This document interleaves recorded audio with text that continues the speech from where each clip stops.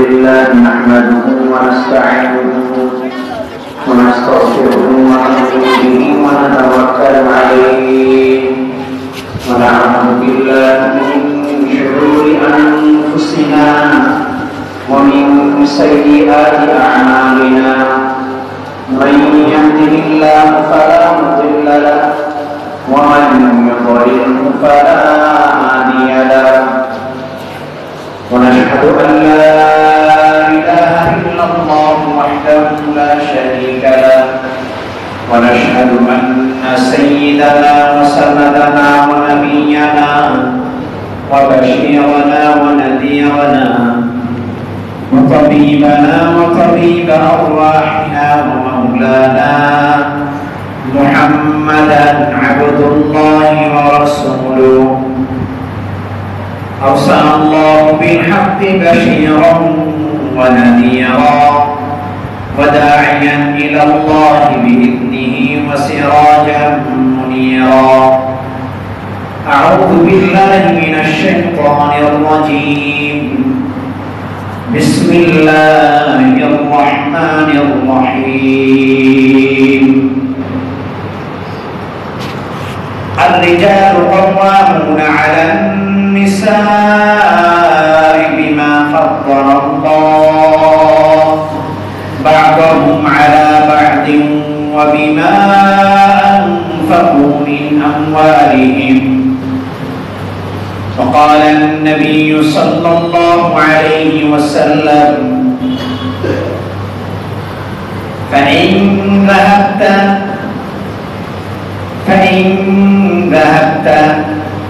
تقيمه كسرته وإن تركته لم يزل أو كما قال النبي صلى الله عليه وسلم اللهم صل على محمد وعلى آل محمد كما صليت على إبراهيم وعلى آل إبراهيم إنك حميد مجيد اللهم بارك على محمد وعلى آل محمد كما باركت على إبراهيم وعلى آل إبراهيم إنك حميد مجيد الحمد لله معزز محترم সম্মানিত মুসলিম کرام আল্লাহ রাব্বুল আলামিন আমাদেরকে যাবতীয় কাজ থেকে ফারেক করে জুমার নামাজ আদায় করার জন্য মসজিদে আসার তৌফিক দান করেছেন। অন্তরের অন্তঃস্থল থেকে শুকরিয়া আদায় করছি আলহামদুলিল্লাহ। কোরআনে কারীম থেকে আয়াত পড়েছি, হাদিস পড়েছি, সূরাতুন নিসা আয়াত অর্থাৎ নারী সংক্রান্ত মহিলা সংক্রান্ত বিষয়ের আয়াত, হাদিস পড়েছি, সে হাদিসটাও মহিলা সংক্রান্ত নারী সংক্রান্ত। কোন ধরনের ভূমিকা ছাড়াই দুই একটি কথা আলোচনা রাখতে চাই। আল্লাহ রাব্বুল আলামিন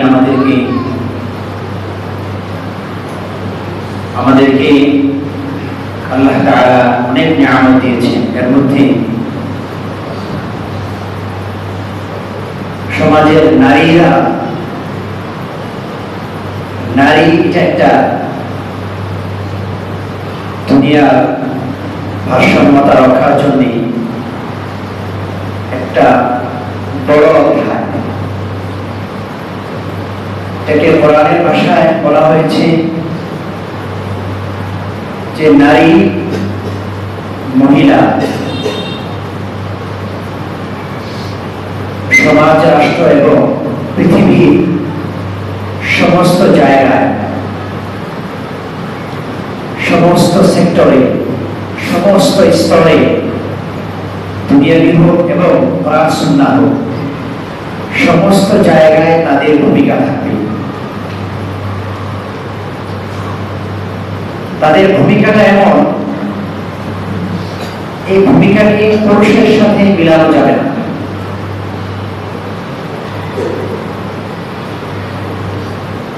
পুরুষ যদি 100% কাজ করে তাহলে নারী তাকে 10% কাজ করার কথা বলা হয়নি। পুরুষ যদি 100% খাবে তখন নারীদের ক্ষেত্রে যদি সম্ভব হয় তাকে তার 200% খাওয়ার অনুমতি দেওয়া আছে। তাকে দায়িত্ব দেওয়া হয়নি, কিন্তু তাকে অধিকার দেওয়া হয়েছে।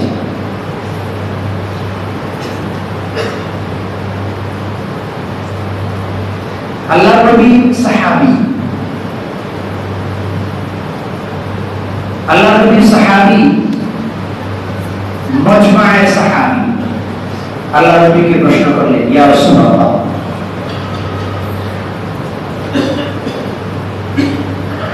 ইয়া রাসূলুল্লাহ, আমরা নারীদেরকে কোথায় দেখতে চাই? আমরা নারীদেরকে কোথায় দেখতে চাই? আল্লাহ নবী ইরশাদ করেন, তোমরা নারীদেরকে তোমাদের সর্বাগ্রে দেখতে চাবে। প্রশ্ন করলেন, ইয়া রাসূলুল্লাহ,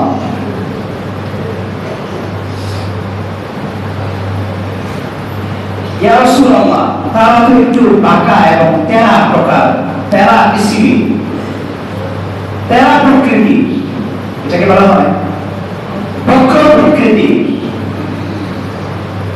আল্লাহ নবী বলেন, ওয়া ইন্নাহুন্না খুলিকনা মিন দুলআইন, যদিও নারীদেরকে তাদেরকে বক্র করে সৃষ্টি করা হয়েছে, তারপরও তোমরা তাদেরকে তোমাদের সর্বাগ্রে দেখতে চাবে, দেখতে পাবে। ওয়া ইন্নাহুন্না খুলিকনা মিন দুলআইন, তাদেরকে বক্র করে সৃষ্টি করা হয়েছে, তাদেরকে বাঁকা করে। হাদিসের মধ্যে আসছে যে তাদেরকে বক্র করে সৃষ্টি করা হয়েছে, তারা একটু বক্র কিসিমের হবে। আমরা বাংলাতে যেটাকে বলি তেরা কিসিমের হবে।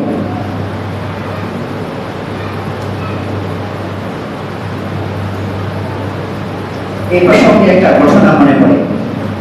হিন্দুস্তানের গুজরাটের একজন বিখ্যাত হুজুর মির্জা জানে জানা, মির্জা জানে জানা রহমতুল্লাহি আলাইহি, এই বুজুর্গ তিনি একটু এটাকে বলা হয় সংকীর্ণ মেজাজের ছিলেন, জটিল মেজাজের ছিলেন। একজন শাগির্দ আসে, হুজুর আমি আপনার কাছে আপনার ছাত্র হতে চাই। মেহমান হিসাবে আসে, মেহমানকে নাস্তা দেওয়া হয়। নাস্তার মধ্যে রুটি ছিল আর হালুয়া ছিল। নাস্তা খাওয়ার পর সেই মেহমান তথা শাগির্দ হতে যায়, মেহমান চলে যায়। মেহমান চলে যাওয়ার পরে মির্জা জানে জানা রহমতুল্লাহি আলাইহি খুব চিন্তা করতেছেন যে তাকে আমি যেই পরিমাণ রুটি দিয়েছি সে ওই পরিমাণ হালুয়া খেয়েছে কিনা একটু দেখি। অনেক দেখার পরে এটা বুঝলেন তাকে রুটি দেওয়া হয়েছে 3টি, সে হালুয়া খেয়েছে 6টি। তিনি সিদ্ধান্ত নিলেন তাকে আমি মুরিদ করতে পারবো না, শাগির্দ করতে পারবো না। এটাকে বলা হয় খিটখিটে মেজাজের ছিলেন। 3টি রুটির সাথে অনেকের মিষ্টান্ন আইটেম ভালো লাগে, 6 রুটির পরিমাণ হালুয়া খেতেই পারে। এজন্য আমি তাকে শাগির্দ বানাবো না, আমি তাকে মুরিদ বানাবো না। এটাও এক প্রকার মেজাজ, এটাকে সামঞ্জস্যপূর্ণ মেজাজ বলা হয়। তিনি তাকে শাকির বানালেন না। আল্লাহ রাব্বুল আলামিন মির্জা আজম জানে জানা রাহমাতুল্লাহি আলাইহি এমন একজন স্ত্রী দান করলেন যে স্ত্রী তার থেকেও আরো বক্র এবং তেরা স্ত্রী। শাকিরগণ জিজ্ঞাসা করেন, হুজুর আপনি এত জটিল মানুষ, আপনার ঘরে আসছে একজন খুব বক্র মেজাজের তেরা মেজাজের একজন স্ত্রী, আপনার ঘরে তো প্রতিদিন আগুন লেগেই থাকে। মির্জা আজম জানে জানা রাহমাতুল্লাহি আলাইহি উত্তর করলেন, হয়তো আল্লাহ রাব্বুল আলামিন আমার ইসলাহের জন্য আমাকে আমার থেকেও আরো বক্র পরিমাণ মেজাজওয়ালি একজন স্ত্রী দান করেছে, হয়তো এটাকে আমাকে ইসলাহ করার জন্য দান করেছে। তাহলে বোঝা গেল যে নারী তারা একটু বক্র কিসমের হবে। আল্লাহ নবী বলেন, ফাইন তারাকতা কাসারতাহু ওয়া ইন তারাকতাহু লাম ইয়াজা। কেউ যদি তাকে সংশোধন করতে যায় তাহলে সে ভেঙে যাবে। খুব বেশি পরিমাণে স্ত্রীরা অনেক সময় মেজাজ হারিয়ে ফেলে, স্বামীরা তাকে মারধর শুরু করে, স্বামীরা তাকে মারধর শুরু করে, প্রচুর পরিমাণে মার শুরু করে। হাদিসের মধ্যে আসছে মেসওয়াক দিয়ে মার দিতে হবে, কিন্তু ঘরে যত ধরনের বড় ধরনের লাঠি আছে মার শুরু করে, চাবিজ দিয়ে মার শুরু করে। তাকে যদি বেশি পরিমাণে শাসন করতে যাও কাসারতাহু, তাহলে সে ভেঙে যাবে। এজন্য তাকে আদর যত্ন করে করে যতটুকু সম্ভব তাকে আগলিয়ে রাখা যায়, তাদের ব্যাপারে এটা বলা হয়েছে। আমার এই কথা শাসনকে বুঝে আসবে একটু পরে, যে একজন নারী, সেই নারী সে একটা সময় মেয়ে থাকবে, এই মেয়ের মধ্যে সে ভাই হয়ে যাবে। এই নারী আবার এক সময় সে মা হয়ে যাবে, মায়ের আগে স্ত্রী হয়ে যাবে, স্ত্রী সে আবার মা হয়ে যাবে, সেই মা আবার দাদি হবে অথবা নানি হবে। ঠিক তেমনি ভাবে একটা ছেলে, সে ছেলে এবং তার মধ্যে ভাই থাকবে। এই ছেলেটা এক সময় স্বামী হবে, স্ত্রীর জন্য স্বামী হবে, স্বামী এক সময় বাবা হয়ে যাবে, সেই বাবাটা আবার এক সময় দাদা দাদা এবং নানা হবে। কথাটা কি বুঝে আসতেছে? কথাটা বুঝে আসতেছে তো? সেই বাবাটা আবার এক সময় কি হয়ে যাবে? দাদা নানা হয়ে যাবে, ঠিক কিনা? উত্তর করলে বুঝে আসবে। তো এর মধ্যে এখানে দুই শ্রেণী, নারী শ্রেণী এবং পুরুষ শ্রেণী। নারী শ্রেণীর 4টা স্তর এবং পুরুষ শ্রেণীর 4টা স্তর। খুব খেয়াল করবে, ছেলে, স্বামী, বাবা, দাদা। আমি নানা নাই বললাম। ঠিক মেয়েদের ক্ষেত্রে, নারীদের ক্ষেত্রে 4টা স্তর। সে মেয়ে থাকবে, মেয়ের সাথে ভুল হয়ে যাবে এক সময়, সে মেয়ে, ওই মেয়েটা কি হয়ে যাবে বলেন না? স্ত্রী। স্ত্রী আবার সে কি হবে? মা। সেই মা আবার কি হয়ে যাবে? দাদি। তাহলে স্বামীদের জন্য তথা ছেলেদের জন্য, পুরুষদের জন্য 4 স্তর, নারীদের জন্য 4 স্তর। খুব বুঝবেন, পুরুষদের জন্য 4 স্তর। ছেলে, এই ছেলেটা এক সময় ভাই হবে, কারো না কারো ভাই হবে, কোন আরেক ভাইয়ের ভাই অথবা এক বোনের ভাই, যেই ছেলে ওই ছেলের কোন ছেলের একটা অংশ আছে শরীয়তে, ছেলের কি আছে একটা অংশ আছে, শরীয়ত কর্তৃক একটা অংশ আছে। আমি এটা বললে অনেকের মনে থাকবে না।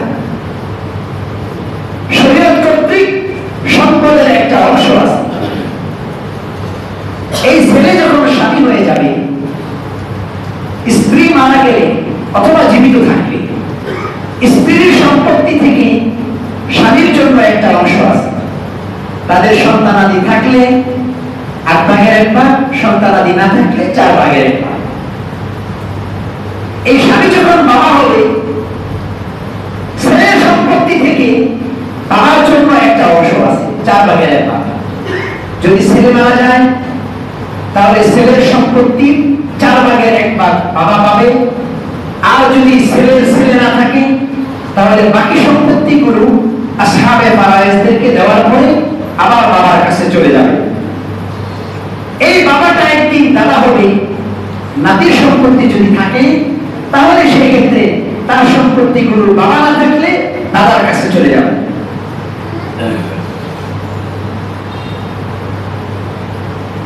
আমরা উপর থেকে যদি দেখি, প্রথমে দাদা, দাদার খরচ আছে কি আছে না বলেন।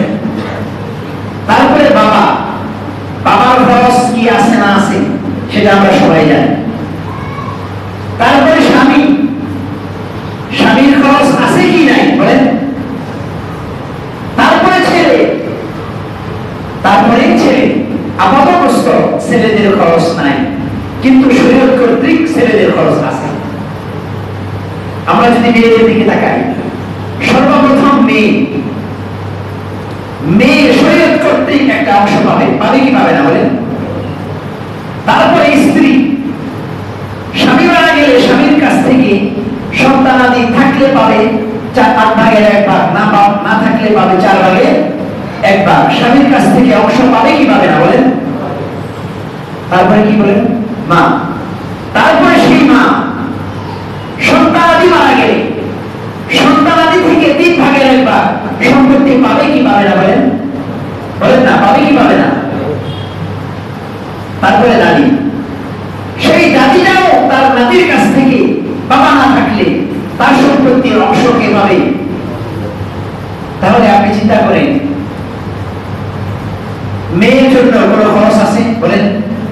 বলেন না, মেয়ের জন্য কোনো খরচ আছে, স্ত্রীদের জন্য কোনো খরচ আছে, মায়েদের জন্য কোনো খরচ আছে, এমনি ভাবে দাদিদের জন্য কোনো খরচ আছে নাই। তাহলে আপনি চিন্তা করেন, মেয়েও পেল, স্ত্রীও পেল, মাও পেল, দাদিও পেল, কোনো খরচ নাই। উল্টো দিকে ছেলেও পায়, খরচ আছে, স্বামীও পায়, খরচ আছে, বাবাও পায়, খরচ আছে, দাদাও পায়, বলেন না, খরচ আছে। তাহলে আলটিমেটলি স্বামী এবং স্ত্রী, পুরুষ এবং নারী কোন জায়গায় সমান হয় নাকি নারী বেশি পায়? বলেন না, কে পায়? নারী কম পায়, সমান পায় না বেশি পায়? বলেন না, নারী কম পায়, সমান পায় নাকি বেশি পায়? সেই নারী জাতি যদি সমান অধিকারের জন্য আন্দোলন করে, সমান অধিকারের জন্য রাস্তায় নামে, পুরুষের বিপরীতে যায়, তাহলে কম পাওয়া, সমান পাওয়া, বেশি পাওয়া, তাহলে কোন স্তরে আসবে? বলেন না, কোন স্তরে আসবে? কম পাওয়া, সমান পাওয়া, বেশি পাওয়া, তাহলে বেশি পাওয়া থেকে সমান স্তরে আসবে, তাই না? তাহলে সে আলটিমেটলি বেশি পেল না কম পেল? আপনারা আমার কথাটা বুঝেন নাই। কম পাওয়া, সমান পাওয়া, বেশি পাওয়া, তাহলে বর্তমানে সে বেশি পাচ্ছে। যদি সমতার নামে আন্দোলন করে সমান পেতে চায়, তাহলে সে বেশি থেকে সমানে আসবে। আলটিমেটলি বেশি পেল না কম পেল? কথা বুঝে আসছে? এই কথাটা বুঝে বোঝানোর জন্য আমি এতগুলো কথা বললাম। ঠিক শরীয়ত করতে আল্লাহ রাব্বুল আলামিন তাকে বেশি দান করেছেন, তাকে কম দান করেননি, তাকে দায়িত্ব দেননি, শরীয়ত কর্তৃক তাকে বেশি পরিমাণে অধিকার দেওয়া হয়েছে। সাহাবায়ে কেরাম প্রশ্ন করলেন, ইয়া রাসূলুল্লাহ, আমরা কি আমাদের অধিকার পাবো না? আল্লাহর নবী বলেন, কেউ যদি তার অধিকার পেতে চায় তাহলে তুমি তোমার দায়িত্ব পালন করো, তুমি তোমার সঠিক অধিকার পেয়ে যাবে। ছেলে যদি দায়িত্ব পালন করে তাহলে সে তার অধিকার পাবে। স্বামী যদি তার দায়িত্ব পালন করে স্ত্রীর পক্ষ থেকে সে তার অধিকার পাবে। বাবা যদি সন্তানের প্রতি দায়িত্ব পালন করে সন্তানদের কাছ থেকে বাবা অধিকার পাবে। দাদারা যদি তাদের দায়িত্ব পালন করে নাতিদের কাছ থেকে তাদের অধিকার দাদারা পাবে। ঠিক তেমনি ভাবে মেয়েরা যদি দায়িত্ব পালন করে বাবা মায়ের কাছ থেকে সে অধিকার পাবে। স্ত্রীরা যদি দায়িত্ব পালন করে স্বামীদের কাছ থেকে সে পূর্ণাঙ্গ অধিকার পাবে। মায়েরা যদি তাদের দায়িত্ব পালন করে সন্তানদের কাছ থেকে সে পূর্ণ অধিকার পাবে। দাদিরা যদি দায়িত্ব পালন করে নাতিদের কাছ থেকে সে পূর্ণাঙ্গ অধিকার পাবে। কথাটা কি বুঝে আসছে? বলেন না, কথাটা কি বুঝে আসছে? এখন আমরা আমাদের অধিকার নিয়ে ব্যস্ত। স্বামীরা তাদের অধিকার চায়, দায়িত্ব পালন করতে চায় না। স্বামীরা তাদের অধিকার চায় স্ত্রীর কাছ থেকে, যে আমার কাপড় ধুয়ে দিতে হবে, আমার হাত পায়ের নখ কেটে দিতে হবে, আমার সকালের নাস্তা বানাই দিতে হবে, আমার সম্পূর্ণ জামা কাপড়গুলো ধুয়ে দিতে হবে, আমার বিছানার চাদরগুলো ধুইতে হবে, আমার মশারিটা টানিয়ে দিতে হবে। কোন পুরুষ মশারি টানাইতে চায় না। এটা মনে করে এটা স্ত্রীদের অধিকার, এটা স্ত্রীদের দায়িত্ব। পুরুষরা মশারি টানাইতে চায় না, এটা মনে করে এটা স্ত্রীদের দায়িত্ব।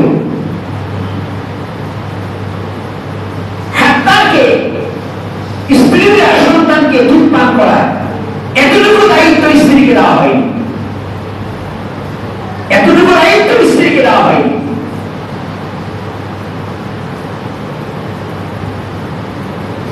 স্বামীরা তাদের স্ত্রী দায়িত্ব পালন করে না বিধান স্ত্রীদের কাছ থেকে স্বামীরা হক পায় না, অধিকার পায় না। ঠিক তেমনি ভাবে স্ত্রীরা তাদের দায়িত্ব পালন করে না, যার কারণে তারা অধিকারের নামে রাস্তায় নামে। যদি দায়িত্ব পালন করত তাহলে তার সঠিক অধিকার সে পেত। স্বামীরা যদি তাদের দায়িত্ব পালন করত তাহলে সেই স্ত্রীর কাছ থেকে অধিকার পেত। স্বামীরা শুক্রবারে সকালে ঘুমিয়ে থাকে, বাজারের জন্য স্ত্রীদেরকে পাঠায়। স্বামীরা অফিস করে কাঁচা বাজারের জন্য স্ত্রীদেরকে পাঠায়। দায়িত্বটা ছিল কার বলেন? দায়িত্বটা কার বলেন? স্ত্রীদেরকে সঠিক করে দেবে স্বামীরা। দায়িত্ব স্বামী টাকা দিয়ে দেয়, দায়িত্ব পালন করে না। স্ত্রীরা মনে করে যে সঠিক করা এটা আমাদের অধিকার।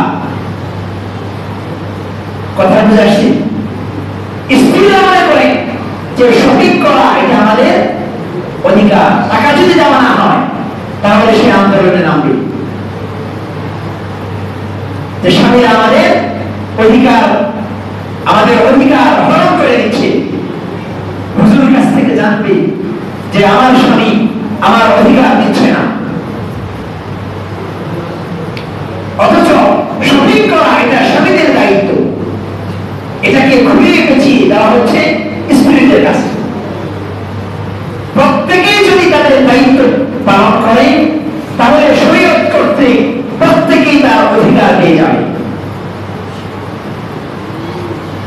এই জন্য পুরুষ জাতির 4 স্তর, নারী জাতির 4 স্তর। প্রত্যেকে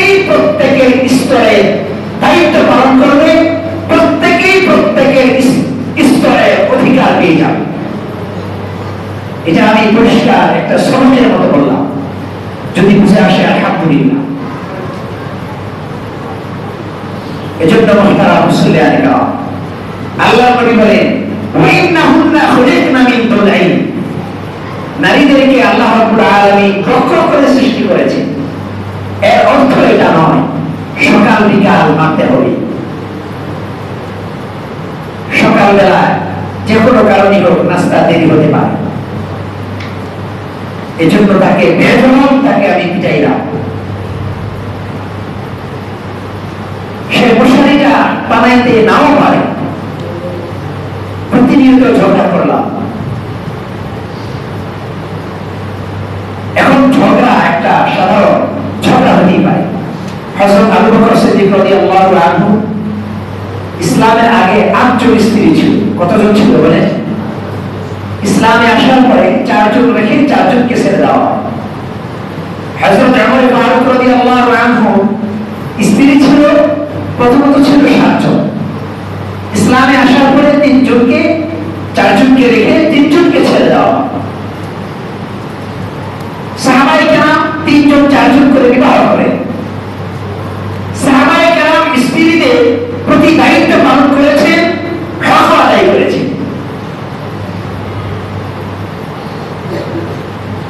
সাহাবায়ে কেরাম পুরুষ জাতি তাদের নারী জাতির থেকে অধিকার নিয়েছে। ইসলাম এতটুকু সম্মাননা দিয়েছে, এতটুকু অগ্রাধিকার দিয়েছে।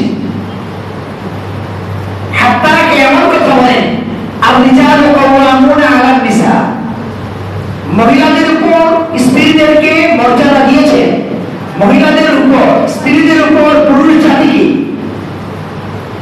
কর্তৃত্ব দিয়েছেন, মর্যাদা দিয়েছেন। স্ত্রীদের অধিকার যেন ক্ষুণ্ণ না হয়। একটা ছাগলের পা যে রাখা, তাকে বেড়া দিবে, তাকে সংরক্ষণ করবে এবং তার জন্য সমস্ত আয়োজন করবে। তার আন্ডারে 40টা ছাগল রাখাল পরিচালনা করবে। সে 40টা ছাগলের ক্ষমতা একজন রাখালকে দিয়েছে, অথবা 40টা ছাগলের পালের মালিককে দান করেছে। এতটুকু সক্ষমতা দিয়েছে। ঠিক পুরুষ জাতিকে 4 জন স্ত্রী রাখার সক্ষমতা দিয়েছে, অধিকার দিয়েছে, দায়িত্ব দিয়েছে। এতটুকু যোগ্যতা স্ত্রী পুরুষ জাতিকে দিয়েছে। তাহলে আল্লাহ রাব্বুল আলামিন পুরুষ জাতিকে যতটুকু সক্ষমতা দিয়েছেন, যতটুকু দায়িত্ব দিয়েছেন, এতটুকু একজন স্ত্রীকে 4 জন স্ত্রী রাখার সক্ষমতা দান করেছেন। একজন স্ত্রীকে আমি আমার দায়িত্বকে যদি স্ত্রীকে দিয়ে দিই, তাহলে এখানে ব্যালেন্স কখনোই ঠিক থাকবে না। বাসার করা স্ত্রীদের দায়িত্ব নয়, এ কথাটা বোঝার উদ্দেশ্য। আজকে নারী সমাজ সমতার নামে যতটুকু বিশৃঙ্খলা এই দেশে করছে, এটার পরিস্থিতি হবে ভয়াবহ, এটার পরিণতি হবে ভয়াবহ। এটার পরিণতি কি হবে? একটা সিম্পল থাও, এটার পরিণতি হবে সরাসরি স্পেন আর ফ্রান্স। ফ্রান্সের সমকামিতা বৈধ, আপনারা জানেন কি? এটা সমকামিতা বৈধ, এটা জানেন তো? বলেন না, জানেন কি না? সমতার নাম যদি দেওয়া হয়, তাহলে এই দেশের সর্বপ্রথম আইন হবে যে সমকামিতা বৈধ। 1 নম্বর আইন কি হবে বলেন? সমকামিতা